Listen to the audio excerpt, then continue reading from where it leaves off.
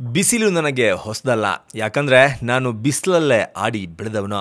ಕುಮಾರಸ್ವಾಮಿಗಳು ಅವರ ಅಭ್ಯರ್ಥಿ ಬಗ್ಗೆ ಹೀಗೆ ಹೇಳಿರಬೇಕು ಎಂದು ರಾಕಿಂಗ್ ಸ್ಟಾರ್ ಯಶ್ ಅವರು ಮಂಡ್ಯದಲ್ಲಿ ಇಂದು ನೇರವಾಗಿ ಕುಮಾರಸ್ವಾಮಿ ಅವರಿಗೆ ಟಾಂಗ್ ಕೊಟ್ಟಿದ್ದಾರೆ. ಸುದ್ದಿಗಾರರ ಪ್ರಶ್ನೆಯೊಂದಕ್ಕೆ ಉತ್ತರಿಸಿದ ಯಶ್ ಅವರು, ನೀವು ಅಪಾರ್ಥ ಮಾಡಿಕೊಂಡಿದ್ದೀರಿ. ಕುಮಾರಸ್ವಾಮಿ ಈ ರಾಜ್ಯದ ಮುಖ್ಯಮಂತ್ರಿಗಳು. 6.5 ಕೋಟಿ ಜನ ಅವರೇ ಬೇಕೆಂದು ಬಹಳ ಕಷ್ಟಪಟ್ಟು ಆ ಸ್ಥಾನದಲ್ಲಿ ಕೂರಿಸಿದ್ದಾರೆ. ಆ ಸ್ಥಾನದಲ್ಲಿ ಕುಳಿತಿರುವಂತಹ ವ್ಯಕ್ತಿ ಮಾತನಾಡಿದರೆ 100 ಅರ್ಥಗಳು ಇರುತ್ತೆ. ನಾವು ಸರ್ಕಾರಿ ಆಸ್ಪತ್ರೆಯಲ್ಲಿ ಹುಟ್ಟಿದವನು. ಬಿಸಿಲಲ್ಲೇ ಬೆಳೆದುಕೊಂಡು ಆಟವಾಡಿಕೊಂಡು ಚಿನ್ನಿ ದಾಂಡು ಆಡಿ ಜೀವನದಲ್ಲಿ ಕಷ್ಟಪಟ್ಟು ನಮ್ಮ ಸ್ವಂತ ದುಡಿಮೆಯಲ್ಲಿ ಕಾರು ಮನೆ ನೋಡಿಕೊಂಡು ಬೆಳೆದವನು ನಾನು. ನನಗೆ ಈ ಬಿಸಿಲು ನೆರಳಿನ ಆಟ ಹೊಸದಲ್ಲ.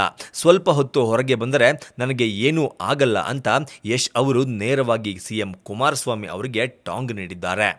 ಒಟ್ಟಾರೆ ಮಂಡ್ಯದ ಚುನಾವಣಾ ಅಖಾಡ ದಿನದಿಂದ ದಿನಕ್ಕೆ ರಂಗೇರುತ್ತಿದ್ದು, ದರ್ಶನ್ ಮತ್ತು ಯಶ್ ಅವರು ಮಂಡ್ಯದಲ್ಲಿ ಸುಮಲತಾ ಅವರ ಪರವಾಗಿ ಪ್ರಚಾರ ಮಾಡಲು ಆರಂಭಿಸಿದ ನಂತರವಂತೂ ಆರೋಪ ಪ್ರತ್ಯಾರೋಪಗಳು ಮತ್ತು ಟೀಕೆಗಳು ದಿನದಿಂದ ದಿನಕ್ಕೆ ಹೆಚ್ಚಾಗುತ್ತಲೇ ಬರ್ತಾ ಇದೆ.